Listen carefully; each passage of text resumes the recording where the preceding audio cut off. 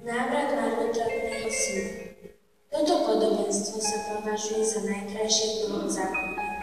Zjavuje nekonečné Božie milosrdenstvo a lásku. Marnotratný syn symbolizuje človeka, ktorý celý svoj majetok, ktorý vlastní, premárni a milí. Preto sa rozhodne, že sa vráti domov, aj keď sa zasvedčí veľmi hanbou. Keď už príde domov, otec ho na jeho prekvapenie objíme a pobosne.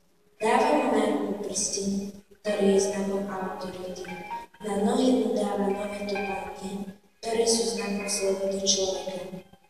Oblieka mu biele rucho, ktoré je znakom odpustenia. Podobenstvo o marnotratnom synovi je príbehom o láske, ktorá je pramenom skutočnej lásky. Boh Otec nám vo svojom nekonečnom milosrdenstve sníme akýkoľvek kameň, hriech, ktorý nás ťaží, a zahrnie nás svojou odpúšťajúcou a milosrdnou láskou.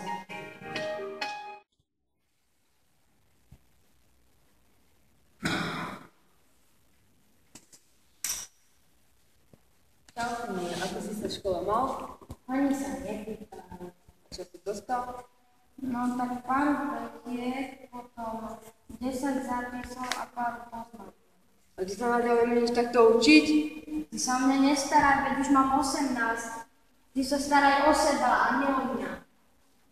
A inak, daj mi tie peniaze, čo si mi šetril na vysokú školu. Tie peniaze som ti šetril od tvojho narodenia. No a čo, sú to moje peniaze, daj mi ich. A sľubujem, že to odchádiš od mňa. Sľubujem.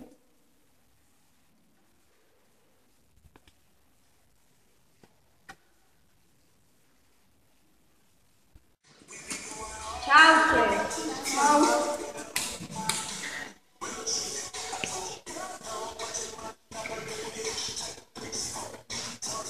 Čo to bude? Doneste mi pane do oka. Dneska platím ja.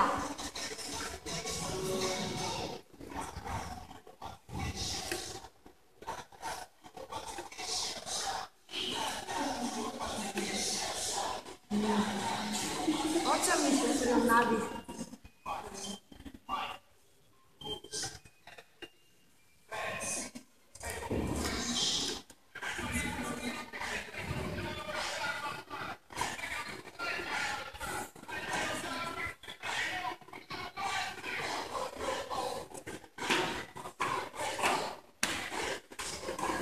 Ešte dones.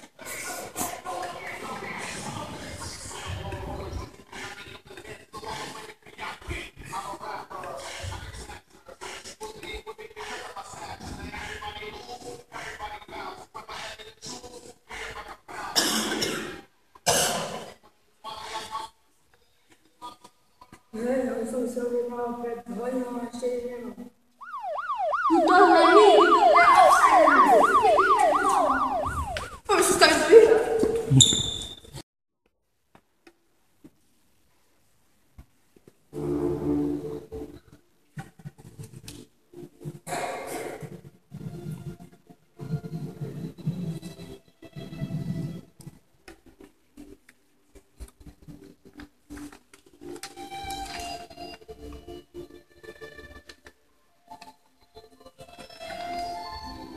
Drahý oče, strávil som vo väzení 2 roky a to len pre svoju hlúposť a pýchu.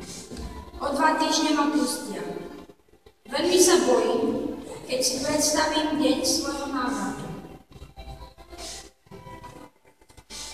Neskutočne som ti ublížil. Zaslúžim si odvrhnutie. Asi si sa často hanbil, že som tvojim synom. Viem aj to, že nemôžem veci vrátiť späť. 30-krát za tie roky som si predstavoval ten moment, kedy sa znova stretneme. Neviem, či sa dá odpustiť to všetko, čo som urobil.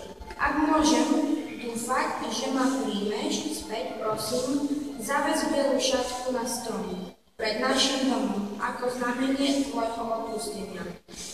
Ak tam nebude, viem, že sa nemám vrácať. Tvoj nehodný syn.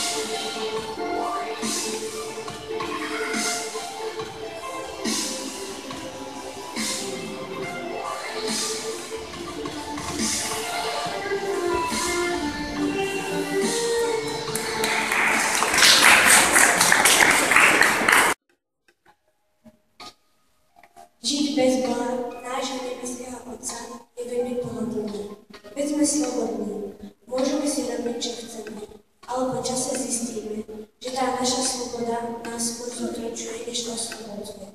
A niekedy sa musíme dostať až medzi tie prasatá a špinu nášho hriechu, aby sme si uvedomili, že právo slobodu nám dá jedine Boh. A čo ty? Vrátil si sa už k svojmu nebeskému Otcovi? Ak nie, urob to hneď teraz. A pokiaľ áno, môžeš sa